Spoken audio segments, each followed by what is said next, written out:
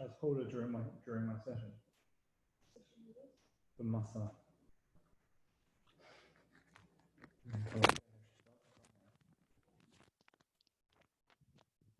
Bald head, yes.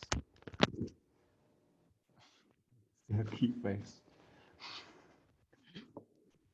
You can't see, it's really pretty. You have to come on, you have to be on it. Okay, it's starting in 5 minutes. Just have a lie here like that.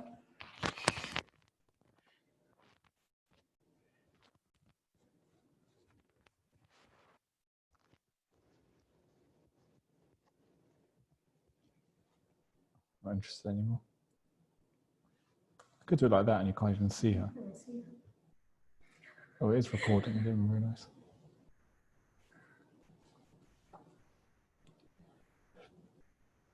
You can still see her head.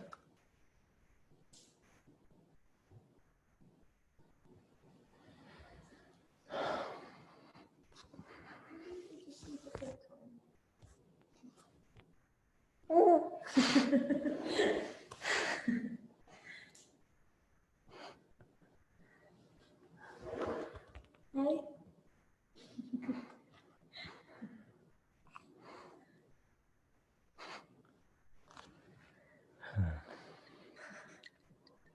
Is it funny?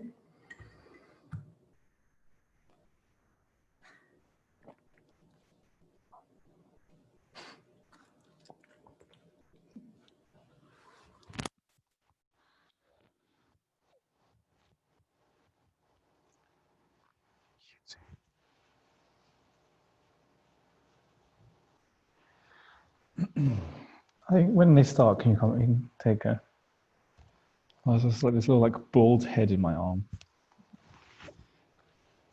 like bobbling around.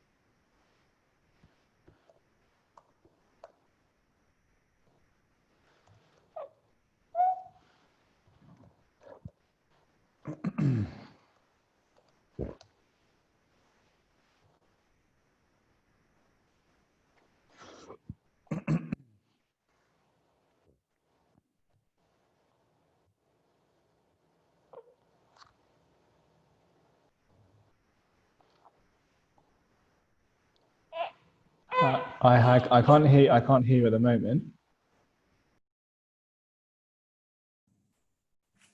Hi there. Hi, how are you? Am I early? Yes, yeah, a couple of minutes early, but that's okay.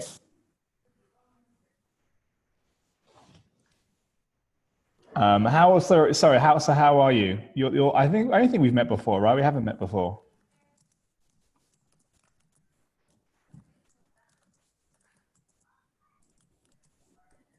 Hold on, okay. Hold on. I'm not muted. I'm not muted. Okay. Wait, I can't, wait, can you speak? Wait,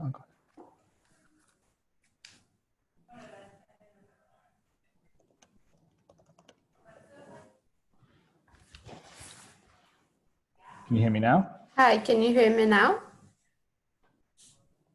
Can you hear me? I can hear you. Okay.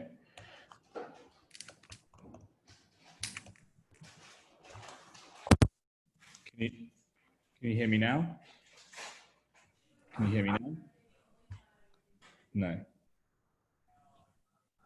I'm guessing you can't hear me.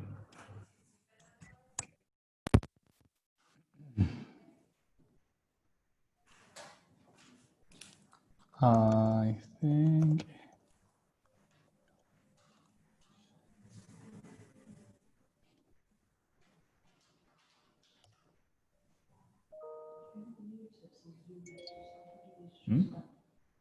You're not actually muted. Sometimes you log out and log in again. I used to have that sometimes.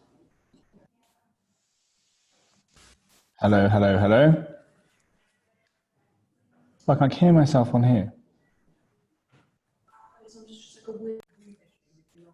Okay. Yes, You can hear me? it was my headphones. Oh, I'm sorry. Okay, Sorry fine. No about the worries. No worries. I was really worried. I was like, oh no, my microphone's not working. What am I gonna do? I apologize in advance for the background noise. I have roommates, so I apologize to your roommates for my background noise. Hi, I don't think we've met before, right? We haven't met before. I think we do actually. You're from Young Today, right? Yeah. I was just at the Young Today program that ended. I saw you talking about pizza. Yeah, Oh, pizza. Purim. Oh. No, Oh, not Purim. Purim, you Pesach. went to Tel Aviv, Oh. and I'm from Haifa. Yes. Fine. Okay. I put it right. Yes. No problem. You met How me once in a Zoom in a meeting. Zoom It's meeting? completely I fine. know it's really all these Zoom meetings are just merging into one nightmarish. I don't know, Zoom digital hell. Anyway, how are you? A second, let me turn on the AC because it's summer in Israel. And there we go. Thank you. So I'm fine. How are you? I'm good. I'm good. Where are you at the moment in the world? Haifa. I just made a Aliyah recently. Oh, mazal And tov. yeah, thank you. I'm really excited about it. Oh, wonderful. So you're now, are you going to be living, what's your plan? Like you're living in Haifa now for a bit? You're going to work there? Yes, I'm working from home. I think I don't know, I'm not sure if we have an office right now. And it's like a little startup and everybody's working from home. And I really like Haifa. So for now, my immediate plan is to work from here, live and work. Wonderful. Yeah. Fantastic. That's really, really great. And how's like when did you officially did you go back and then come back, or you just made Aliyah by staying here? No, my program ended June 2nd. So I was already here in the middle of Corona and everything. So, and I was already here in Haifa as well. So I decided to stay here and make Aliyah. I'm originally from Brazil, so things are not looking good right now over No, here. no, not at all. Where are you from in Brazil? Rio de Janeiro. Right. Okay. I mean, I was either going to guess there or Sao Paulo. I mean, that's just my. Yeah. No, not at all. I mean, to be fair, I mean, it's not that great here either at the moment, is it? I don't know what it's like in Haifa. It's Haifa, in Haifa, it's not that bad, I guess, but it's still, the second wave is much worse than what we expected, but still, it doesn't come close to Brazil. Yeah, and also because I mean, Bolsonaro isn't necessarily.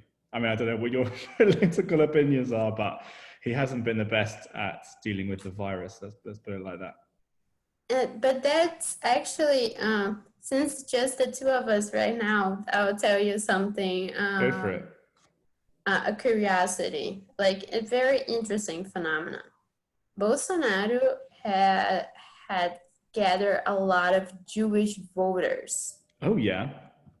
Yes, right now I know people that regretted voting for him, but for me it's really weird because he is at one hand he supports Israel just because it is a militarized state, but on the other hand he encourages fascism and prejudice and a whole, things that I as a Jew, I as a human being and, you know, as a Jew as well, we have a history of, you know, having to engage in fighting this kind of behavior.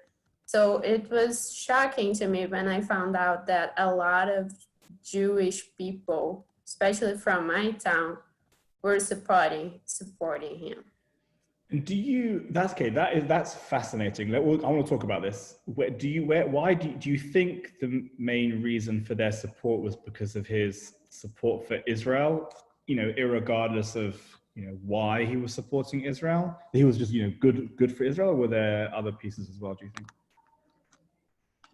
I think there's actually two main reasons. One is the fact that we just came from three left-wing mandates, like two presidents. I think it was three left-wing terms, and the last one ended with an impeachment and a big scandal, and you know, a lot of people, they just became anti-left. Right. So his option, like if you're gonna vote center, right, or left, they would just went the other way. There was this immediate response of disgust towards the left party. So they just ran towards him. They just ran towards Bolsonaro. And now also he supports Israel. And when Luis Inácio Lula da Silva, when he came to visit Israel, I don't know if you're aware of this, he was like one of the first head of state that didn't visit the, probably I think was fallen soldier statue, their memorial. He was one of, he was, if not the first, one of the few in the history of diplomatic relations that refused to go there because he's being left wing, he's pro-Palestine. So he took a stand by not going there, which for many Jewish people was a slap in the face. Right. So that was, they also have that resentment towards him. Fascinating. See, that's like a thing. That's like a thing also that I think a lot. Also, you see this. You see a similar thing in the United States, right? With support for Trump. That for Trump and the Republican Party, though I mean it's slightly different to Bolsonaro, but the Trump and the Republican Party in the United States, there's a few approaches. Number one, there's a whole thing of like Christian Zionism, of the belief that the Jewish people need to return to Israel, and when all the Jewish people, or enough Jewish people, return to Israel and all of the land is controlled by the Jewish people, that will bring about the second coming of Jesus, and everyone who believes in Jesus will go to heaven, and anyone who rejects Jesus will be sent to hell. But there is that other aspect, like two others of particularly like very conservative and very right-wing Americans seeing Israel as a success story, as you said, of like a nationalistic state. Even I've heard before, and this is like also very problematic, of Israel being a success of an ethno state, where of a state which is just for one ethnic group, which for super duper like alt-right, you could even say white supremacists, oh, that's what we want in America, right? We want to have an America just for one particular ethnic group, or there is an ethnic group which is prioritized. And that causes like, I mean, first of all, it's a big misreading of a misunderstanding of what Zionism is, right? And what Israeli culture is like, and society and everything. They're far from being one ethnic. Right. And so what's really interesting is both like the like anti-Zionist movement, or a section of the anti-Zionist movement in America, and like the super duper right-wing pro-Zionist movement, both see like they misunderstand what Zionism is. They both see it as this like super duper nationalistic, everything is just for the Jews. And then one side sees that as a positive, and one side sees that as a negative. And then it's like, it's ultimately, it's Israel that suffers, because Israel, the way that Israel is portrayed is inaccurate, it's factually incorrect. And then that kind of, again, feeds into one of these aspects of anti-Semitism, of like anti-Zionism, of misrepresenting what Zionism is and what, you know, the Jewish hope for a homeland is. So it's right. Hi. You're saying hello. I see you got a private lesson. I know, it's great, right? Is a keflach. Where are you at the moment? Me? Yep. I'm in Haifa. זאת ממש פה. I don't speak Hebrew yet. Where are you from? Brazil. Oh, I love your country. And Ilana made Aliyah like just what, a few weeks ago? 2 weeks ago. מזל טוב. Thanks. יופי. So I'm gonna let you enjoy the private lesson. We'll speak. We'll מה speak שלומך? after. הכל בסדר, בסדר גמור. לא נורא. She got a private lesson. לא נורא. One person, always good. לא, הכל טוב, הכל טוב. נדבר בעוד 40 דקות, משהו כזה. סבבה. יופי. Miss you. Bye. I mean, completely up to you. We can like chat for a bit. I don't like take up too much of your time. Whatever you want. So tell me. So yeah, there's a lot of. Tell me a bit more about you. So you grew up in Rio de Janeiro. Had you been to Israel before you came? Birthright. Oh, you came with birthright. 12 years ago. So I was another person, Israel was another country. This was a completely different experience.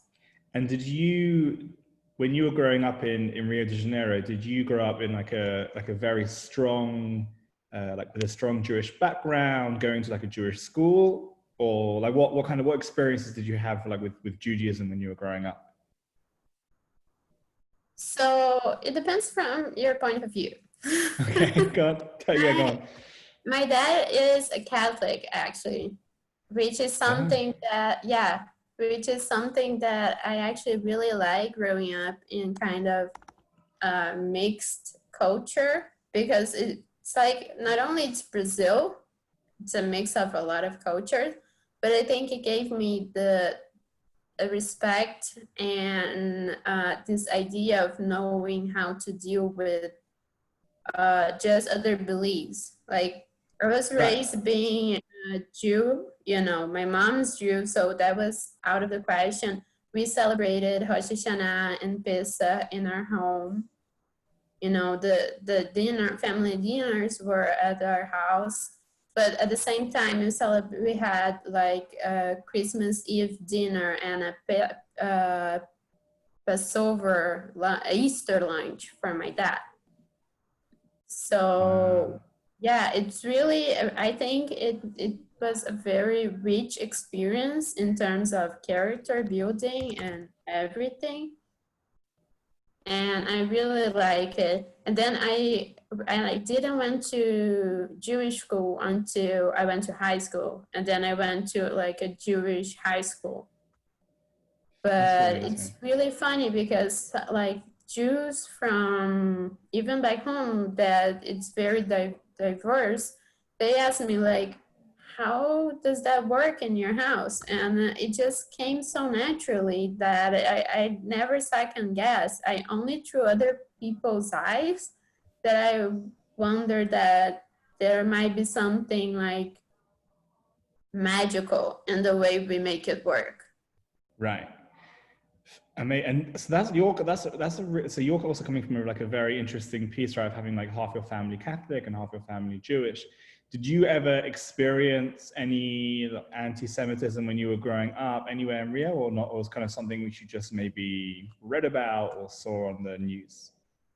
Well, yes, personally, there was one case with me that I thought it was it was a really good example of how ignorance leads to this kind of situations.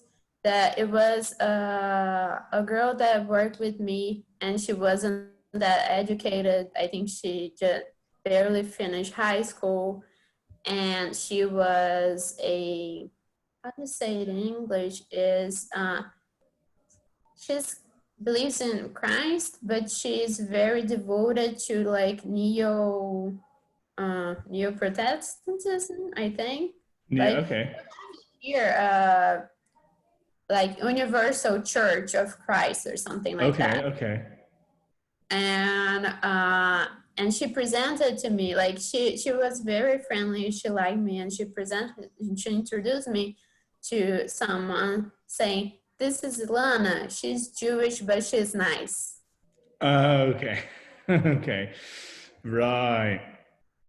How did you, yeah. Like, how is that? Like, I knew it came from like a place of, you know, being friendly and actually liking me, but that's ignorance right there.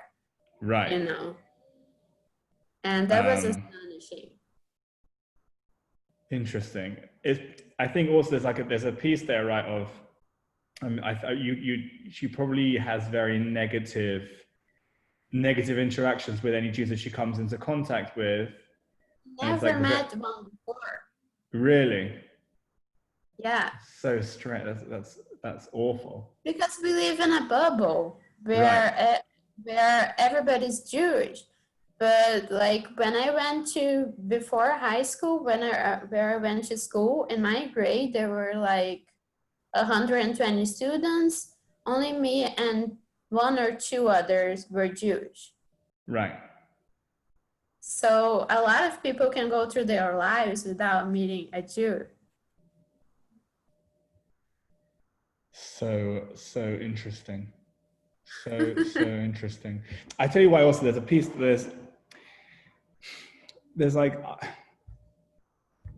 it's very, look, particularly coming out today, again, like there's also the piece, I've seen it very much in like the American media, but also in the UK. I'm originally from the UK, of like instances of like this old type of anti-Semitism too that came out, not obviously because of the Black Lives Matter movement, but you saw from within the African American community, both in the United States and also the Black community in the UK, of this kind of very old classic form of anti-Semitism of Jews controlling the world, all Jews being rich, Jews controlling the media, even Holocaust denial.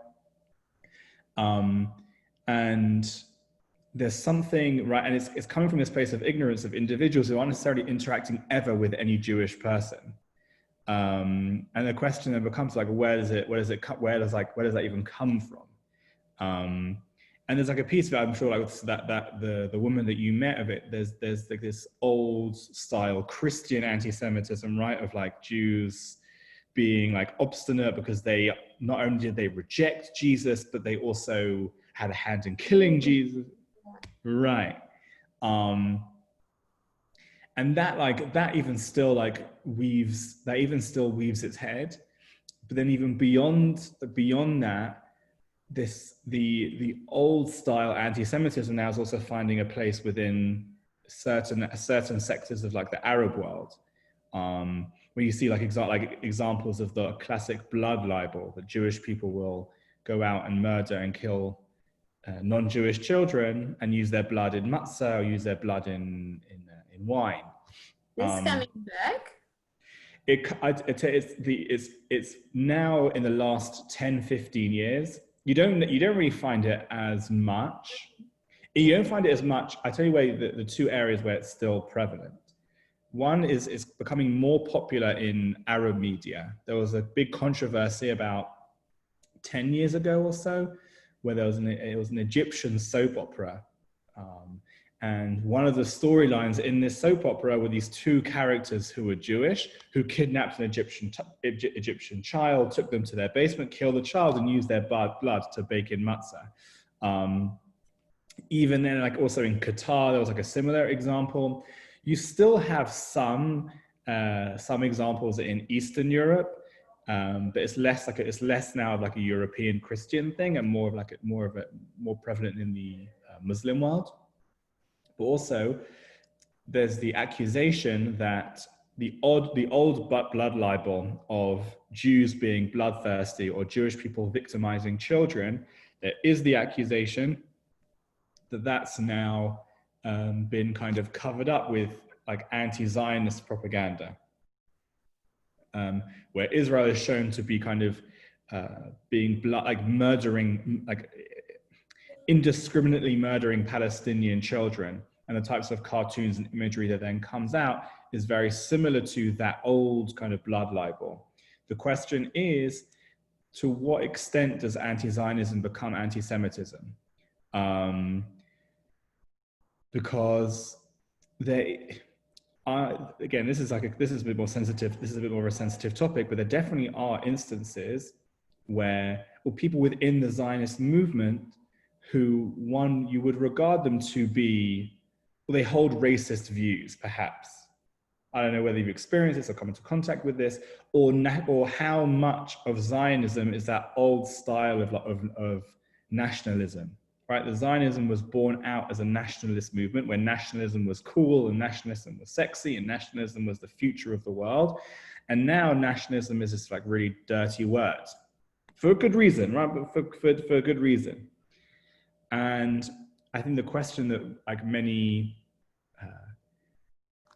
Zionists ask themselves, or many Israelis ask themselves, is how much of my Zionist identity or my Zionist DNA, how much of that is informed by or built up on a nationalistic ideology?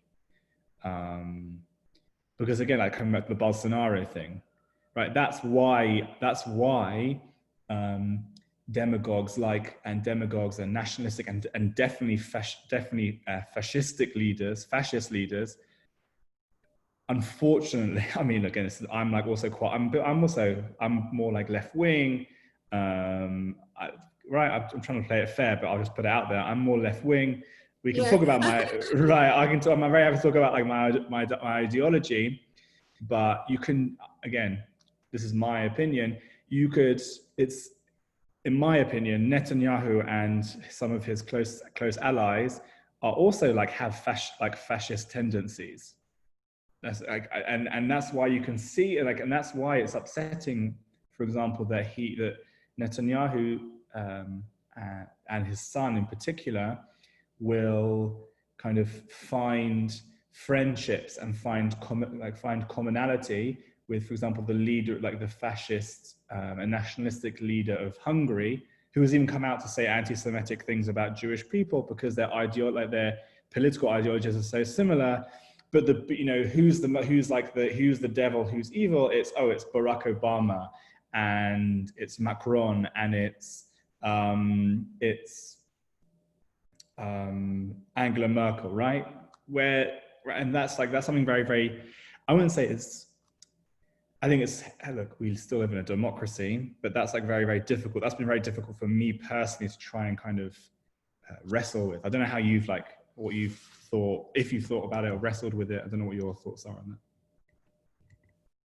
So for me, like back hearing news from Israel back in Brazil, that's what I thought of Bibi, that he is kind of a right when it comes to politics, but since I got here, and this is something that every now and then I wish I had more contact with Israeli people to get really their input. Like some people told me, no, he's not the most right-winged person, in certain ways. Somebody told me that Gantz could be considered even more because he was commander at the army. So that's something that made me feel kind of lost, because the reference that I previous had was kind of similar to what you just told me, kind of Bibi kind of aligned itself more with fascist, kind of being a Jew in Israel, and the opposition being the opposition. But once I got here, I realized that the opposition being the opposition doesn't necessarily means that they regard what I thought they defended. Right. So that's a really, really interesting point, and particularly now the last couple of days, and that's why Israeli politics, I mean, even compared to other politics around the world, can be confusing, and the politicians will change sides the whole time. So, for example, this is where it gets super confusing. Look, Benny Gantz isn't by any stretch of the imagination like left wing. He's just more left wing than Netanyahu. A good example is a couple of years ago, the passing of the nation state law that put into basic law the Jewish nature of Israel.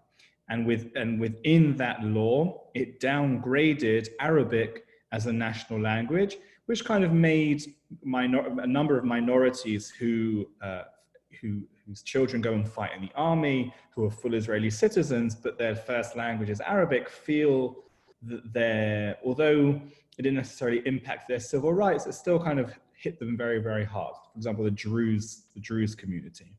And so Benny Gantz, apparently, right, in theory, he's bringing some amendment. He's trying to introduce a new basic law that would then bring some more equality to those communities that were left out of this nation state law. But another piece as well, and with Netanyahu, is that now Naftali Bennett, who's arguably more right-wing than Netanyahu with regard to his plan to interact with the Palestinians, now sees himself as part of the opposition, right? So the opposition now is made up, right, of like the Joint Arab List, and it's made up of Yair Lapid, and now Naftali Bennett sees himself as like the anti-Netanyahu of the right. And so that in itself also becomes really, really like messy and unclear. I think that one of the reasons why it's, for me, that Netanyahu, you could label him as a fascist, is the way he portrays anyone who disagrees with him. First of all, anyone who disagrees with him is this like super duper crazy leftist who wants Israel to be destroyed. Doesn't matter if you're Jewish, doesn't matter if you're Arab, doesn't matter if you're Muslim, Christian, doesn't matter if you're Palestinian, Israeli. If you disagree with him and any of his policies, you want Israel to be like, it's the destruction of Israel. It's the end. There's like a very kind of fascist ideology that you're either with me or you're the enemy. I think anything outside of that is he just knows how to play the political game, and he knows the best way for him to stay in power is to not only appease the right-wing parties when it comes to Israeli policy, specifically towards the Palestinians, but also the ultra-Orthodox parties, which in and of itself is like a whole, like another issue of like religion and state and things like that, which is like, yeah. Yeah, but is there a left-wing party in Israel, or right now at this moment it's just kind of between who's right, who's less right, who's more right? Yeah, look, it depends. It depends who you're asking. There is I don't have a prayer, but you could you see Israeli politics as like a grid with 4 squares. Okay, on this axis is to do with like military and like giving land for peace, for example, like left to right. On the very, very right, you have like Yemina and Beit Yehudi. On the very, very left, you have the joint list Arab parties who are kind of who are in favor of a 2-state solution, completely moving back to the 67 borders, right? And on this axis, up and down, you have religion and state issues. And the very, very top, you have like the ultra-Orthodox party, who in an ideal world, Israel would be a theocracy, and every single individual living in Israel would be forced to abide by the law of the Torah. And at the bottom, you have, let's say, Yisrael Beitenu, who are like super duper anti-religious, and maybe you could even say Yair Lapid and Yesh Atid party.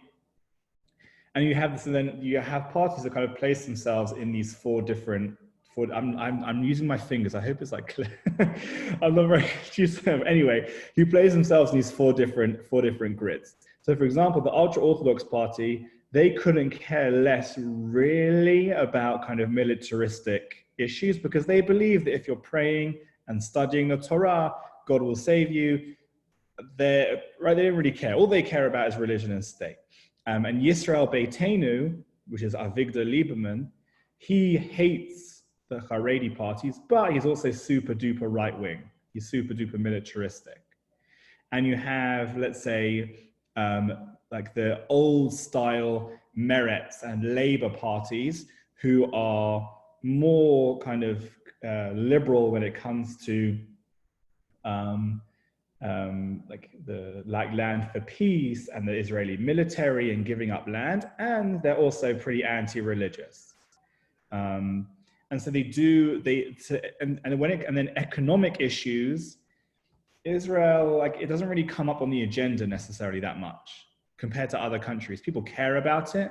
Probably people care about it the most, but particularly when you have someone like Netanyahu in charge, with other leaders too, they'll usually bring those two issues to the religious issues and the militaristic issues to the forefront, and that kind of shadows out the kind of social policies and economic policies.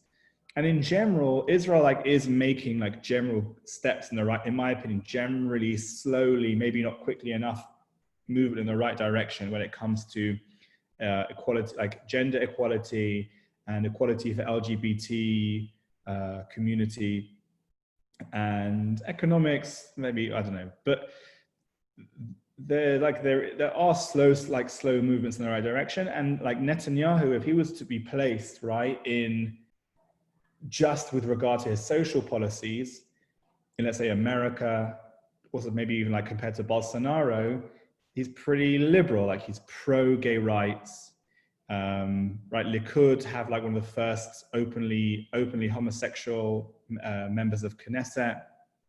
Bolsonaro would not stand that.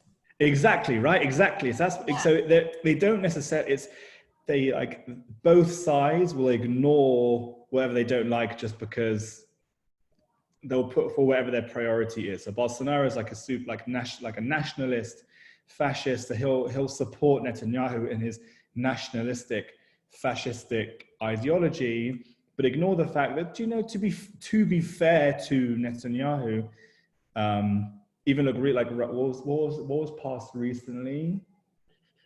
It was a week ago, right? They passed a law banning conversion therapy. So in my opinion, it still wasn't enough. The law itself only bans psychotherapists from performing the ceremony, but religious leaders can still do it. Just whatever. But it's a step in the right direction. Hopefully they'll carry on. That's pretty big. But the issue is, and this when you look at individuals who would class themselves as anti-Zionist, any Israeli party that regards itself as Zionist, even let's say Meretz or Labour, who would be in favor of giving back the vast majority of the West Bank for peace, wouldn't necessarily, they also would be perhaps quote unquote too Zionist, too colonialist, too nationalistic, even though all of their policies are super liberal. And I think that's where anti-Zionism becomes, coming back to like the like theme, whatever, it doesn't matter. That's where anti-Zionism becomes anti-Semitism. When if an ideology or a group of people see no future for the Jewish people in the land of Israel whatsoever, however liberal, however socially democrat, whatever, then I think that kind of converts over onto anti-Semitism. That's what I think. But yeah, what do you think? I agree with you. It's funny because for me, like my major, I now living in Israel, I might think differently, you know, being immersed on this other reality. But from living outside of Israel, from living in Brazil, like my biggest concern wasn't, and you know, I studied humanities, all my friends are left wing, you know. Yeah. They're all pro-Palestine. Like the majority of my friends, like from all of my friends from college, I'm the only Jew. Again. Yeah. You know, I only know Jewish people. I only have friends that are Jew my own age from high school. That was a Jewish high school. Otherwise, all the other areas that I have friends, they're not Jews. I'm the only one. But from, you know, not being outside, from not being here, I always took a stand of defending Israel, defending the need of it, you know, but I would kind of agree to giving back some land, you know. Exactly. I think that can be in between there in terms of politics. But I have friends that are more extreme than that. But my biggest concern has never been the term Zionism for me was always kind of abstract. Not abstract because I obviously know the importance of Israel, but my biggest concern was with anti-Semitism as presented in many other ways. You know, like I've met once a guy that was studying international affairs in college, and he was a revisionist. And for me, that was insane, you know, because you study history of international affairs, you have to believe that the Holocaust existed, but he didn't. Right. And for me, you know, and that was around the time that the UN passed, like, not a bill, I don't know how they call it, saying that revisionism was anti-Semitism. And I wanted to like rub it in his face, saying, you see how wrong you are? But this is the kind of thing that there are some people that I find it very hard to change their mind when it comes to this kind of things. And I find it very hard to establish some sort of dialogue and that kind of thing I really could tell from this past election in Brazil, because people, they just want to believe that. They want to believe that so bad that they're not willing to let go of their beliefs for just 5 minutes to have a conversation. When you say like the people of Brazil and not let go of their beliefs, what aspect do you mean in particular? Which is like, you mean generally the support for Bolsonaro, or like? Yeah, I know. I have friends that they stop talking with their family, and actually, kind of related to this, there was. Do you know the New Yorker magazine? So they have a podcast, and in one episode, they compare about this new. I think it's Adam Sorkis. Alan. It's Alan Sorkis. He was part of West Wing and a lot of other shows, and he was doing a version of the play How to Kill a Mockingbird. and which is something that it's a talk for another day. I'm a literature major, anyway, but he was talking about that, one of the biggest things that makes you wonder is that those people are your neighbor. Those people are your neighbors. Like suddenly, and then he was relating that to Trump's election. Like suddenly you're realizing that your friendly neighbor isn't that friendly as you thought. And that I felt really really something happening like that with Brazilian last election. People were letting Trump supporters in the US and Bolsonaro supporters back in Brazil, they were really clutching to previous governments' mistakes and using that as a justification for their own beliefs, even when they're absolutely wrong and full of prejudice. And that was something that really got me thinking, like, you don't really know your neighbors, you don't really know, but I'm sorry, I think I went a little bit off track. No, this is beautiful. No, not at all. This is fascinating. Okay, so the revisionist piece. You're right. Look, with that in particular, and I think any form of just kind of blatant prejudice, blatant racism, blatant Jew hatred, there isn't much one can do with an individual who holds those beliefs, where it's just so blatantly ignoring cold stone facts, right? That whatever one brings to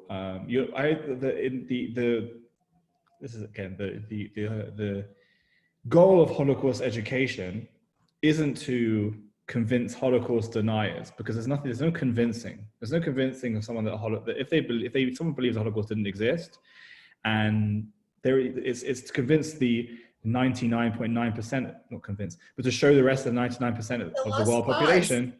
Right, exactly, 100%. What's scary, right, is when you get to when that then merges over into the real world, and you're talking about, right, in terms of, let's say, Bolsonaro in the US, or in Brazil, and Trump in the US. You could even look. Brexit. I'm not sure if you can hear. I'm from the UK originally. So also like the issue of Brexit. Even if you look, let's say, again, you're still fresh off the boat, but even here in Israel, look, there are so many varied voices of individuals who want peace and want to see no animosity towards other individuals, regardless of who they are. But part of my job when I take people around the country is to meet with various individuals of various backgrounds, and you do meet with Israelis, both who were born here, who made Aliyah, who, wherever you try and say to them, they honestly believe that every single Palestinian wants the destruction of all of the Jewish people. And again, like in a similar way, I don't think there isn't necessarily much you can say to an individual like that, who, whenever they turn around, right, it's a lost cause.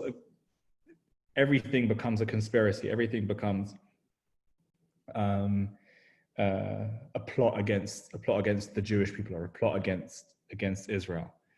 And then, but you're right. I think it's understanding individuals who are humble and honest, and although they might not agree with you, they're open to look at data and to really use facts in order to kind of have a mature and adult conversation. And I don't know how many, I don't know how many people there are out there, but I think there, yeah. yeah, I think, yeah, it isn't often that you kind of get to think about it in that kind of way, right? Of where, I think particularly now with everything that's going on in the world, of just how uncertain the future is for so many different countries. You look, so I think the biggest next test for humanity will be what happens in November in the United States. We'll see. I mean, what in Brazil, right? In Brazil, surely there's been some backlash with what's going on. No, is that not? That must be happening at that. Yes, there's been at some point. I was gonna say thank God, but that's not the thing to say to a rabbi. You can. But at some, I am on one hand, I never wish I was so wrong in my entire life, because, when you see it coming and you try to, I mean, I'm talking about the government in general.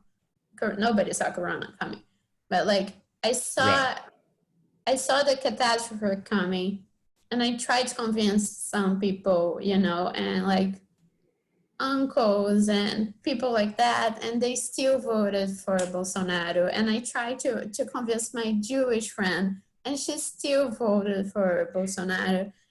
And now people are disappointed, and I'm like, how can you be this? Like, this was coming all along. Right. Why would you expect anything different than that?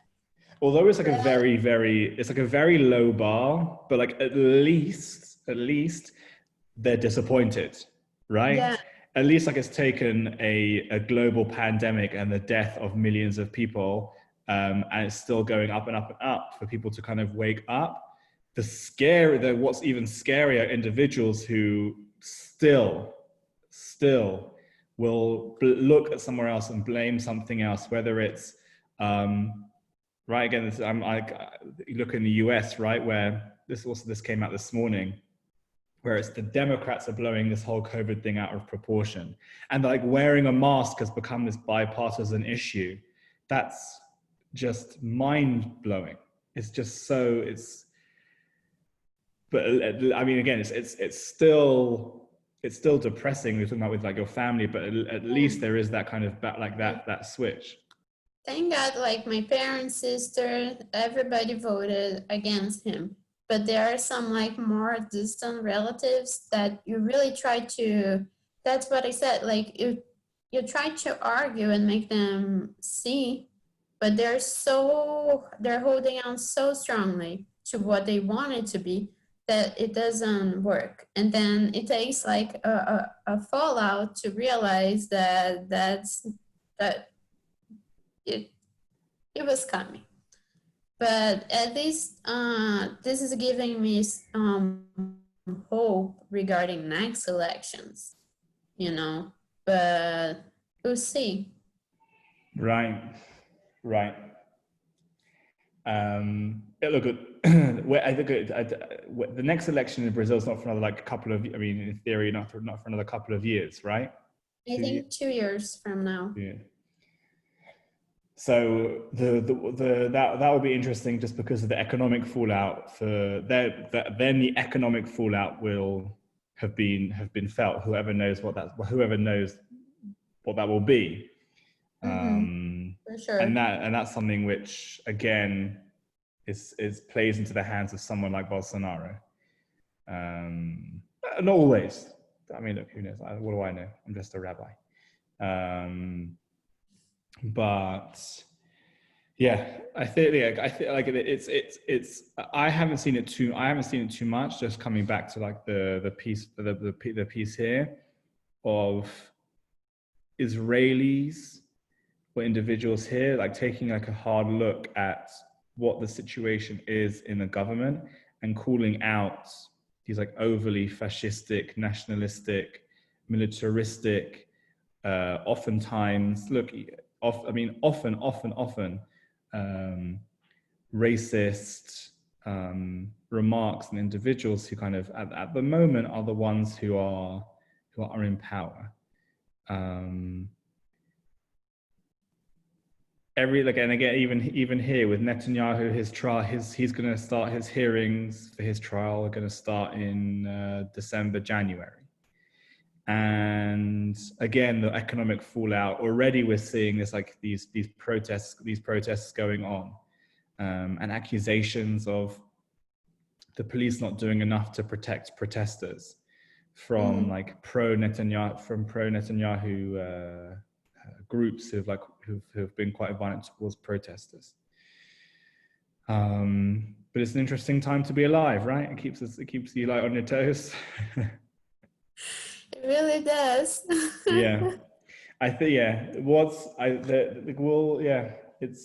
I think look, in terms of for the future, one of the reasons why one of the reasons I chose this topic, and it's been fascinating talking with you, is that if you look throughout history, times when, again, if this comment I'm about to make is very insular and it's kind of like very Jew focused, but whatever. But generally speaking, when the world experiences a hardship, it generally doesn't do the Jewish community usually feels the brunt of that hardship, right? Whether it's, even if you look back 100 years, the Great Depression of 1929, if you look before that of like the fallout of World War I and the effect that had on Germany in Europe, and then the effect obviously that had on the Jewish people. If you look also not only in Germany, but you look at the Russian Revolution in 1917, also had a catastrophic effect on the Jews living in Eastern Europe. And those two pieces, those two things overlap, right? The rise of nationalism, Nazism in Germany, and the rise of communism in both of those had a catastrophic effect on the Jewish community, of Jews being on the ones associate, like ironically, both being associated with like the hand behind capitalism and at the same time the force behind communism. There's almost like no escape, like being trapped between a rock and a hard place. And you look at other Great plague. Jews. Right, exactly. As you took the words right out of my mouth. Exactly. And at the very, very beginning, of the outbreak of COVID, when it really when it became a pandemic, already then, right, there were accusations circling around the internet, also in certain news publications, of it being some kind of Jewish conspiracy. And so, and again, I just finished reading. Have you ever read any of Yuval Noah Harari's books, like *Sapiens*, My mom loves them. I haven't. It's been on my to read, but I haven't. So I just finished reading his most recent book. Is called 21 Lessons for the 21st Century. If you haven't read any of his books, then you should read *Sapiens* first. In *Sapiens*, it's a short history of humanity. Mankind. It's really, really interesting. So in his third book, 21 Lessons for the 21st Century, he's Israeli, and in one of the chapters he says that a lot of the comments that he got from Israelis, or like family members, you didn't really write that. Why didn't you mention like Judaism enough? You didn't mention Jews or Judaism enough in your book. Like, you're Israeli and you're Jewish, like you should. And then so in his book, in the 21 Lessons in the 21st Century, he says, listen, like there are plenty of examples of Jews who've contributed a huge amount to the world, but first of all, Jews already make up 0.2% of the world population. There are like lots of other cultures and religions out there. I don't always have to focus right on Judaism. And he says he treasures his Jewish identity, but there is a tendency, maybe within like his like academic, maybe not the academic circle, but his like, let's say, friendship group or family group, to always try and link everything back to Jews and Judaism. And it's like a balancing act. And like he says, like there are clear examples of anti-Semitism and clear example of contributions that Jews have made to the world, but like a very chutzpah. He says, I'm going to use Israeli chutzpah And he spends the whole chapter basically saying how like Judaism is like not that important or not that influential, as like a tongue-in-cheek, like poking to like his friends who said to him he should mention Judaism more. But there is that there is that piece of, so I don't want to fall into that trap, right? I don't want to fall into the trap of saying, not to make like, or maybe I shouldn't make too much of a big deal. I shouldn't make too much of a big deal of individuals focusing on Jews and people saying that Jews or Judaism is the root of all evil, but it exists and it happens and people say it, right? You go back to the Black Death, you go back to the death of Jesus, you go back to blood libels in England in the 11th and 12th century, you go back to Spanish Inquisition, you go back even the turn of the 20th century, and whether it's the Great Depression and the rise of Nazism and communism, and how to even like the vast majority of the academic community would point to the fact that Adolf Hitler used this